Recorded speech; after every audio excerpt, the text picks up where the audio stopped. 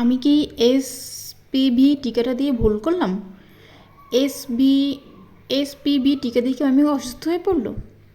আসসালামু আলাইকুম, আমি নীলা বলছি বরিশাল থেকে। আমরা যারা গার্ডিয়ানরা আছি এই টিকাটা নিয়ে না অনেক আমাদের মনে সংশয় আছে।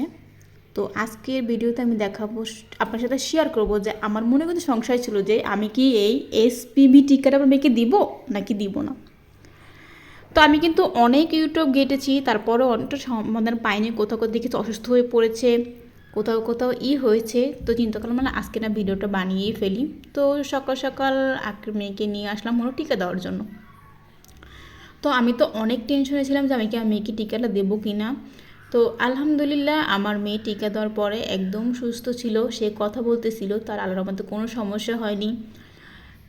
দেখেন এই যে ওর ইন্টারভিউ নেওয়ার জন্য বসেছিল, আমার একটা ননদের মেয়েও দিয়েছিল এই টিকাটা, তা ওরও কোনো সমস্যা হয়নি। তো ও যারা দিচ্ছিল টিকা আর কি, ওরা রিকোয়েস্ট করেছিল যে আপু তুমি একটু, তোমার যদি ভিডিও চ্যানেল থাকে তাহলে তুমি একটু ঠিকানা জানিয়ে দিও যে এই টিকাটা দিলে না কোনো সমস্যাই হয় না। আলহামদুলিল্লাহ আমার মেয়ের কোনো সমস্যা হয়নি, আরও অন্য অন্য বাচ্চারাও কিন্তু দিতেছিল।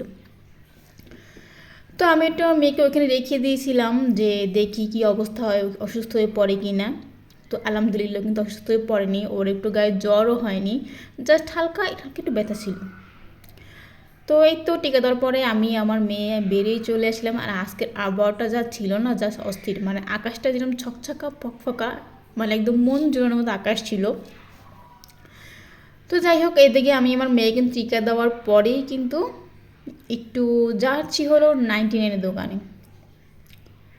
তো এদিকে না এটা হলো বটতলার রাস্তা, এইখানে না অনেকগুলো 99-এর দোকান আছে, কিন্তু 99 টাকায় কিছু পাওয়া যায় না, সব 99-এর উপরে, জাস্ট নামেই আছে এখন 99।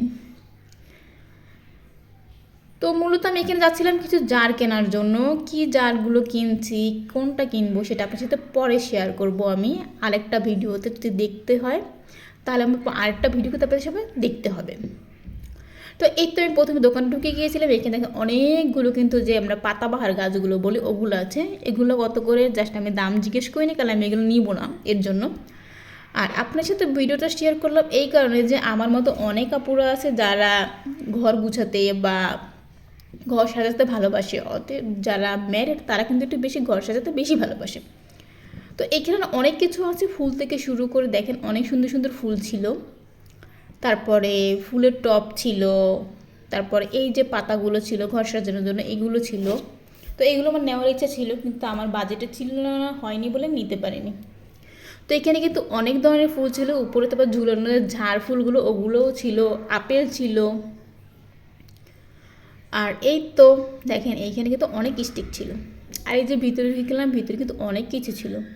আরেকটা কথা বলিনি, এই পর্যন্ত যারা ভিডিওটি দেখেছেন ভিডিওটি লাইক দিয়ে কমেন্ট করে চ্যানেলটি সাবস্ক্রাইব করে আমার পাশে থাকবেন।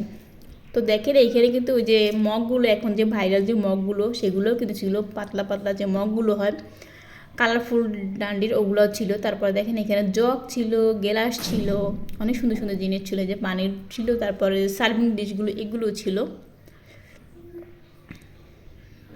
তো আমার মতো যারা ঘর সাজাতে ভালোবাসে তাদের কাছে এই ভিডিওটা অনেক সুন্দর লাগবে, তাদের পছন্দ হবে আমার মনে হচ্ছে। তারপর ছোটো ছোটো যে মগগুলো, তারপরে ছোটো ছোটো যে ওগুলো কী বলে উইস্কির মগ সেগুলো ছিল, তারপরে ডিনার সেট ছিল, এই যে অনেক কিছু ছিল কিন্তু এখানে।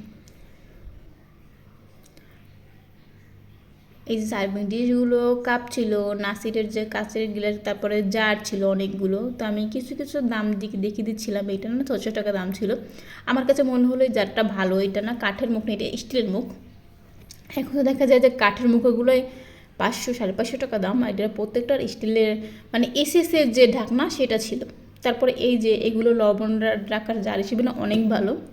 তারপরে এখানে গ্লাস সেট ছিল।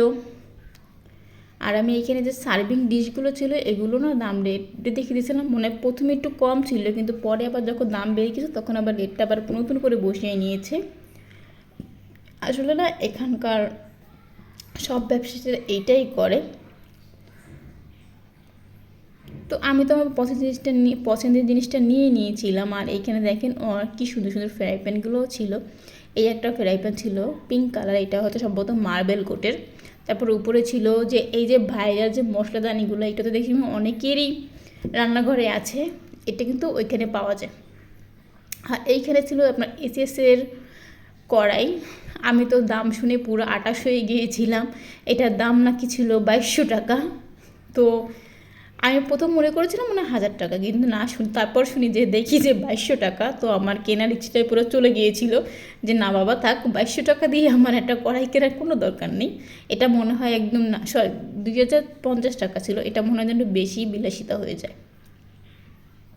অবশ্য কারো কারো কাছে হয়তো এই টাকাটা কোনো ব্যাপার না, কিন্তু আমাদের মতো মধ্যবিত্ত ফ্যামিলিতে কিন্তু এই টাকাটা অনেক বড় ব্যাপার। তো এখানে টুল ছিল, তারপরে লবণদানি ছিল, তারপরে কেচি ছিল, তারপরে এখানে কিন্তু অনেক মানে চামচ স্ট্যান্ডগুলোও ছিল অনেক সুন্দর। তারপরে এই যে দেখেন অনেক ঝাড়বাতি ছিল, তারপরে পট ছিল, এখানে না অনেক কিছুই ছিল।